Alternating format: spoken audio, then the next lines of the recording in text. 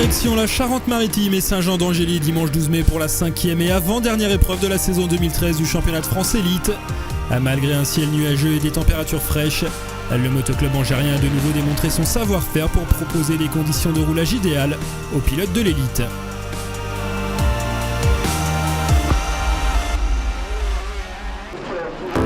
Habitué à accueillir des épreuves internationales avec 15 grands prix et 2 motocross des nations lors des 30 dernières années, le circuit du Puy-de-Pourcé effectue son retour au calendrier du championnat de France après 7 ans d'absence.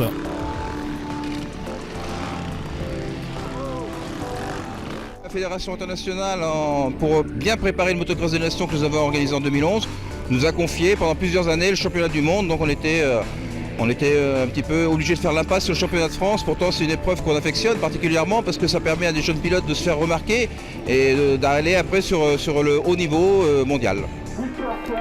Long d'1 km 552, on vous propose de découvrir le circuit du Puy-de-Pourcé vu de l'intérieur en caméra embarquée sur la 450 Yamaha de Milko Potisek.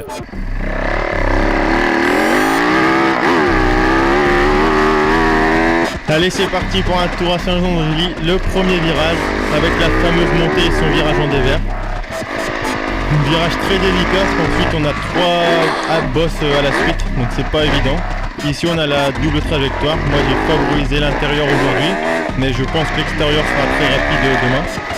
Et également ici on a 2 trajectoires, une intérieure, une extérieure avec un beau camel en montée. Donc là c'est vraiment une partie très plaisante de la piste. Le virage à gauche et on arrive sur la ligne d'arrivée en espérant la passer en premier ce week-end pour tous les pilotes. Et le fameux gros saut devant le public, ça c'est un super endroit, on entend la foule, on entend vraiment les gens qui crient, donc c'est vraiment une partie que j'apprécie du terrain. Ici c'est une partie très technique où c'est là que ça double plus justement ce week-end, avec un virage intérieur ou extérieur. L'intérieur est vraiment la plus rapide mais c'est pas facile à prendre. La partie haute du terrain avec un beau camel et on arrive sur le grand saut de la piste, le saut que tout le monde regarde. Il est vraiment impressionnant pour le pilote. C'est vraiment un endroit qui me plaît aussi beaucoup. La grande montée de Saint-Jean avec le petit camel là-haut. C'est vraiment la série de vagues. Ça c'est vraiment un super enchaînement, intérieur ou extérieur. Et après on arrive sur le petit pif-paf avant de retourner sur la ligne droite.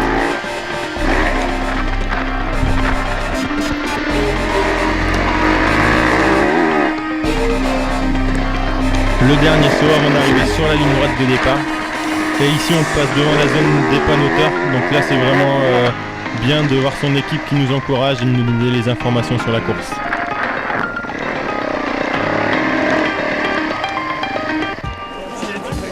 Gros plan sur la catégorie MX2. À 2 épreuves de la fin de saison, le titre ne devrait pas échapper à Dylan Ferrandis ou Benoît Paturel. Leader du classement provisoire MX2 avec 14 points d'avance. Ferrandis a également pris les commandes des internationaux de France à Villars-sous-Écault. Une première pour un pilote de 150.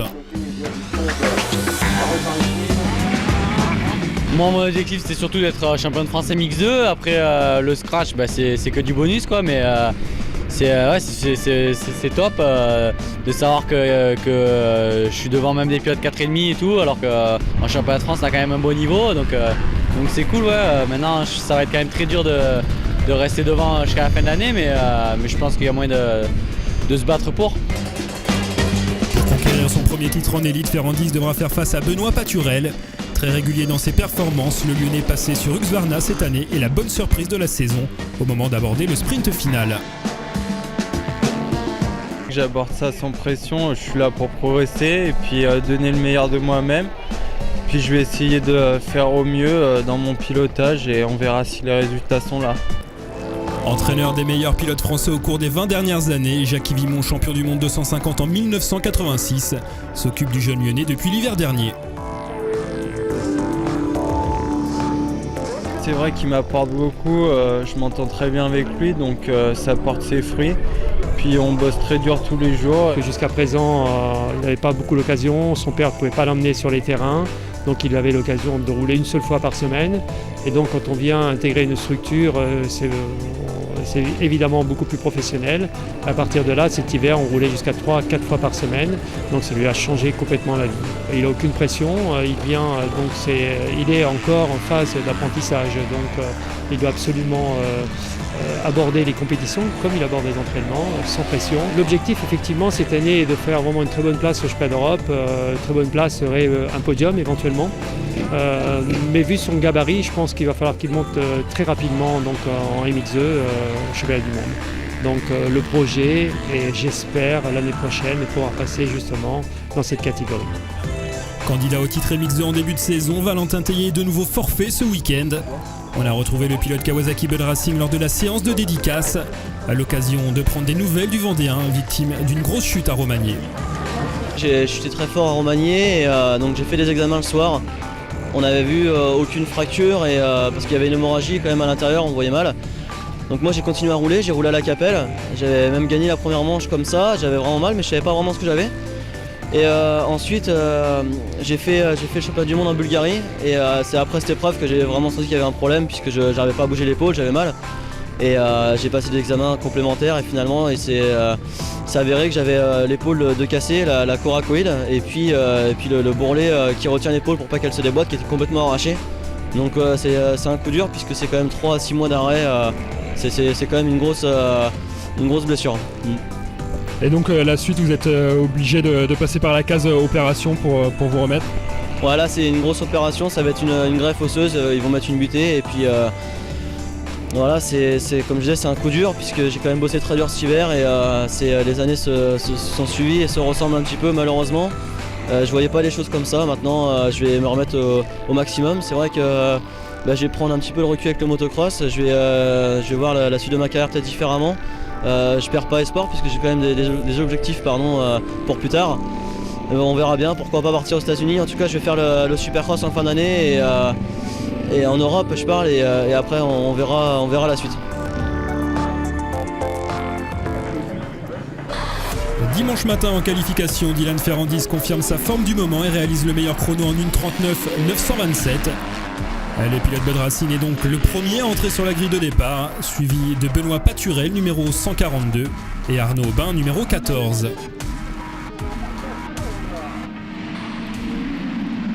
Le départ de la manche MX2, c'est parti pour 30 minutes plus de tours. Dylan Ferrandis réalise le all shot devant Benoît Paturel, Arnaud Aubin et Adrien Escoffier. Dans le premier tour, Romain Berthaud, moteur d'un excellent départ, s'empare de la 3e place derrière Ferrandis et Paturel. Dès les premiers tours, Dylan Ferrandis prouve qu'il est bien le patron de la catégorie cette saison et creuse l'écart sur Benoît Paturel. Après 5 tours, Arnaud Aubin 3e pointe à plus de 5 secondes du leader. Romain Berthaud 4e et Simon Mallet 5e sont en train de remonter sur le pilote KTM. À mi-course, Simon Mallet est le plus rapide en piste derrière Ferrandis et va prendre le meilleur sur Berthaud pour le gain de la 4e place.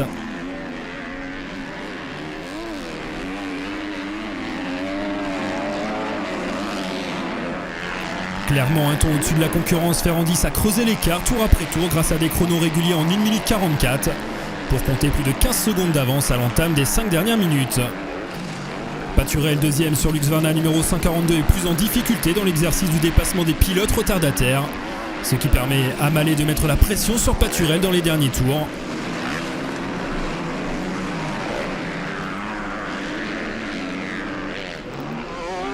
Après un bon début de course, Romain Berthaud n'a pas pu suivre le rythme et se retrouve esselé à la 5e place. Le suspense dans ces derniers tours concerne la 2e place. Mallet n'est plus qu'à 5 secondes de Paturel à l'entame du dernier tour. Arnaud Aubin 4e perd le contact avec Simon Mallet qui signe sa plus belle course de l'année.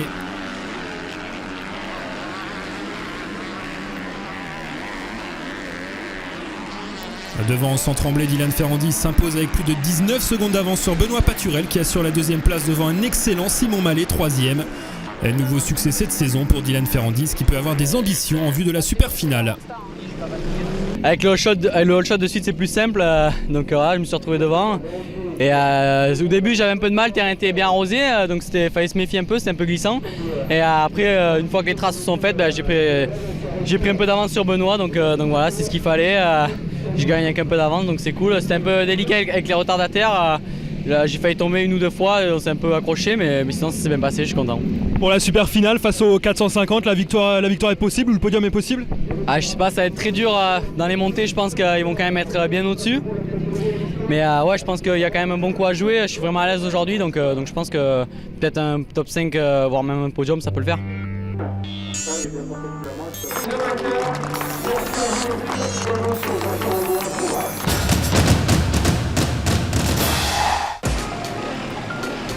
La catégorie MX1 à présent, celle des 450 cm3 4 temps. Porteur de la plaque rouge de leader à Villars-sous-Écot, Milko Potisek a vécu un week-end noir. Désormais 4e à 19 points de la tête du championnat à 2 épreuves de la fin de saison. Le pilote Yamaha 2B sait qu'il n'a plus le droit à l'erreur. C'est vrai que c'était un week-end assez compliqué. Déjà, grosse chute au départ, donc ça m'a pas arrangé le week-end. J'ai fini 11, je me suis bien battu. Et je m'étais fait mal au coude. En deuxième manche, j'ai pas réussi à tenir ma moto, j'avais pas assez de force dans le bras et je retombe une deuxième fois, j'abandonne. Donc maintenant je suis 4 championnats, il n'y a plus de calcul, maintenant il faut se battre et essayer d'aller gagner les manches qui restent et on verra bien à Gaillac le soir même. Remplaçant de Valentin Tellier chez Bud Racing en championnat du monde MX2 la semaine précédente au Portugal. Jason Clermont retrouve ce week-end à Saint-Jean-d'Angély le guidon de sa 450 Honda du championnat de France. À seulement 7 points de la tête du championnat, le Nantais ne perd pas de vue ses objectifs de début de saison. J'ai été blessé 1 mois et demi en début de saison, donc je visais un top 5 à l'élite, MX1. Et puis là je me retrouve 2e, donc avec des meilleurs résultats actuellement, donc c'est en progression, c'est mieux que ce que je voulais. Avec quel état d'esprit vous abordez ces 2 derniers rendez-vous de la saison? Vous pensez plus au championnat ou c'est surtout remporter une victoire qui est l'objectif? L'objectif c'est toujours d'être placé, de prendre des bons départs. C'est sûr que gagner ça serait bien aussi pour le championnat, donc on va essayer de faire les deux. Après pas s'enflammer non plus, essayer de marquer des gros points dans chaque manche et puis voilà, après on verra à la fin du championnat. La catégorie MX1 a été marquée à Saint-Jean-d'Angély par les absences de 2 pilotes du top 5. Sébastien Pourcel et Nicolas Aubin, partis rouler en championnat d'Allemagne et en championnat d'Angleterre. Cyril Coulon et Florian Richier, blessés à Villars-sous-Écot, sont eux forfaits. Les qualifications dimanche matin ont marqué le retour au premier plan de Grégory Aranda, avec plus d'une demi-seconde d'avance sur son plus proche poursuivant. Grégory signe un retour remarqué après un début de saison gâché par les blessures. Au départ de la manche MX1, le pilote de la Kawasaki numéro 20 s'élance depuis la ligne intérieure, avec à ses côtés Soubeyras, Clermont et Potisek. 30 minutes plus de tours sont au programme de cette manche MX1. Aranda est le plus rapide à s'extraire de la grille et signe le all shot devant David Adam, auteur d'un excellent départ.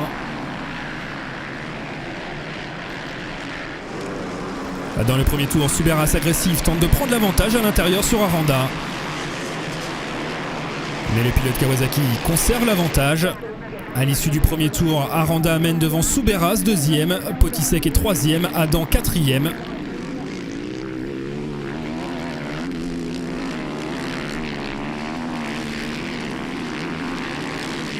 Deuxième du championnat, Jason Clermont a complètement raté son départ. 8e après 2 tours, le Nantais entame sa remontée.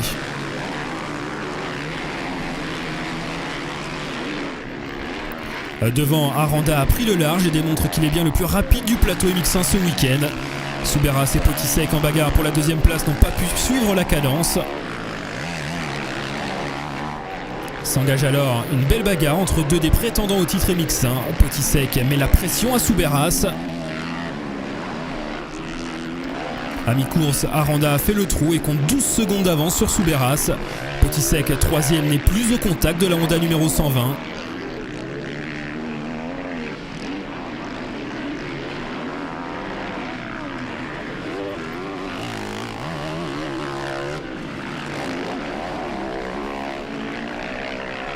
Au guidon de la meilleure des Suzuki, Fabien Isoard a réussi une très belle manche et occupe une méritante 5e place. Après s'être défait de David Adam, plus en difficulté dans la 2e partie de course.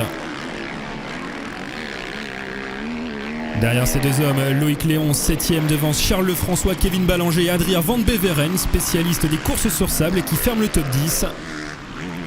On revient devant avec dans les dernières minutes Jason Clermont qui est le plus rapide en piste. Il est désormais au contact de Milko Potisek pour la 3e place.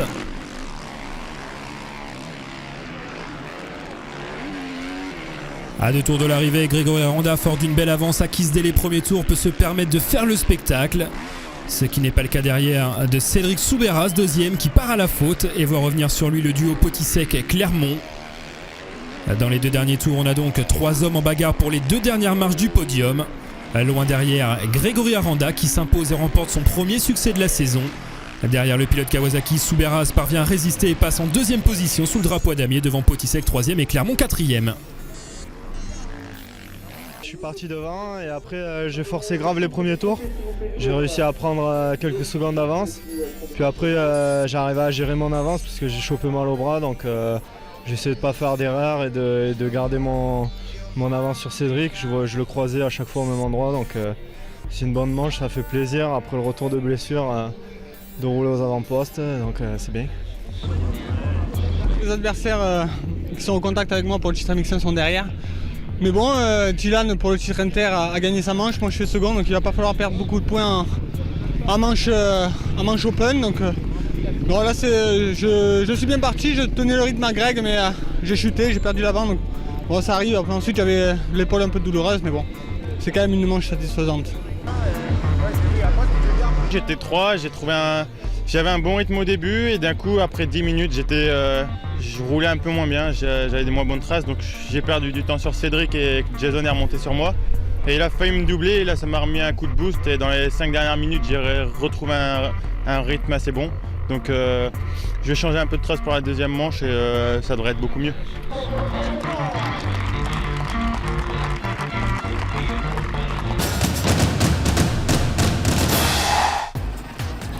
Porteur de la plaque rouge de leader du classement MX1, Cédric Soubeyras se méfie d'un Milko Potisek revanchard après un week-end sans à Villars-sous-Écho.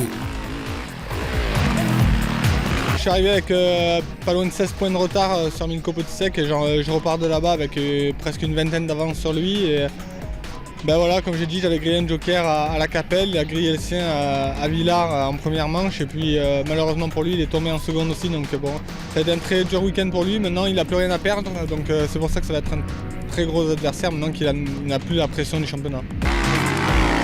À l'image de Dylan Ferrandis en MX2, le pilote HDI vise le doublé cette saison, le titre dans sa catégorie, mais également au classement inter. C'est l'objectif depuis cet hiver, je dirais, pour le team et moi-même.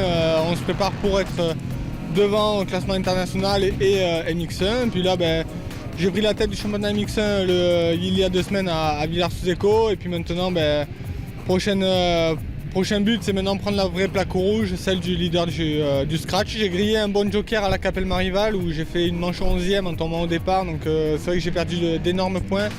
Puis l'avantage qu'il a sur nous, c'est qu'il n'a pas de gros concurrents à MX2. Nous, à chaque fois qu'on avait une épreuve, il y avait soit Clément de Salle ou Sébastien Pourcel ou même Nicolas Aubin qui prennent des gros points à chaque fois, mais bon, ça nous force à nous donner dedans et du coup on est devant lui en super finale. Mais bon, c'est vrai que c'est l'adversaire à battre et il est très rapide en MX2 comme j'ai dit, donc je ne serais pas vexé, mais c'est vrai que comme me prennent mon but de l'année, ça serait vexant un petit peu pour moi.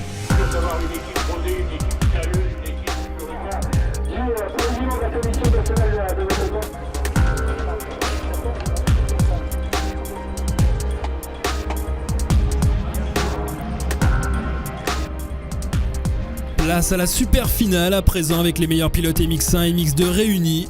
Ferrandis s'élance depuis la ligne intérieure avec à ses côtés Aranda numéro 20, Paturel numéro 142 et Soubeyras numéro 120. Aranda profite de la puissance de sa 450 pour réaliser le all shot. Ferrandis se fait enfermer en haut de la montée et perd plusieurs positions. Isouard en profite pour passer 2e devant Romain Jacquiot, 3e, auteur d'un excellent départ, et Benoît Paturel, 4e, premier pilote MX2.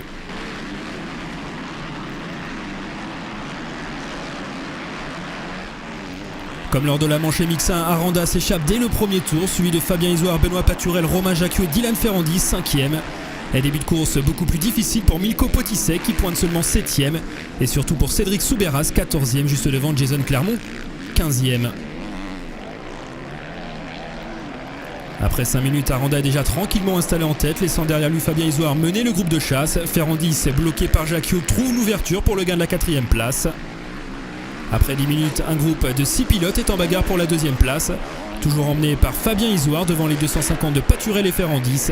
Jacques Soin 5e est suivi de par Potisek 6e et Léon 7e.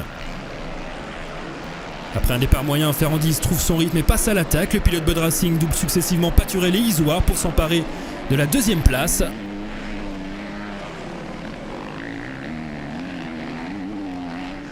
Soubeyras en difficulté après un départ raté est pointé au-delà du top 5 et se retrouve en mauvaise posture pour le championnat inter face à Ferrandis actuellement 2e.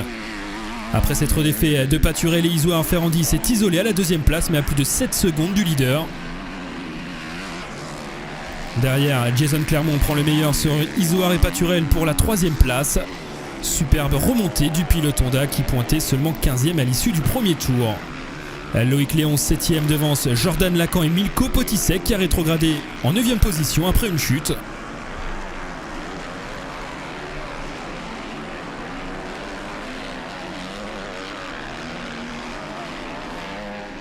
À 2 tours du terme, la super finale est interrompue. Le drapeau rouge est présenté au pilote afin de permettre au service médical d'intervenir à la suite d'un incident. Grégory Aranda est déclaré vainqueur devant Dylan Ferrandis et Jason Clermont. Journée parfaite, Paul, 2 all shots, 2 victoires. Ça fait vraiment du bien parce que ça faisait presque un an que j'avais pas fait de podium. Donc je suis super content. J'ai bien bossé avec mon mécano depuis que j'ai repris de ma blessure. On a tout ce qu'il faut avec le Team Bud et tout, donc c'est super. Cédric Soubeyras conserve la tête du championnat MX1 avant la dernière épreuve à Gaillac-Toulza. Jason Clermont 2e est à 15 points. Un nouveau week-end positif pour Dylan Ferrandis qui possède 20 points d'avance en tête du classement MX2 et 11 points d'avance au classement inter. Pour le titre MX2, c'est sûr que j'ai gagné mes 2 manches, donc ça c'est top.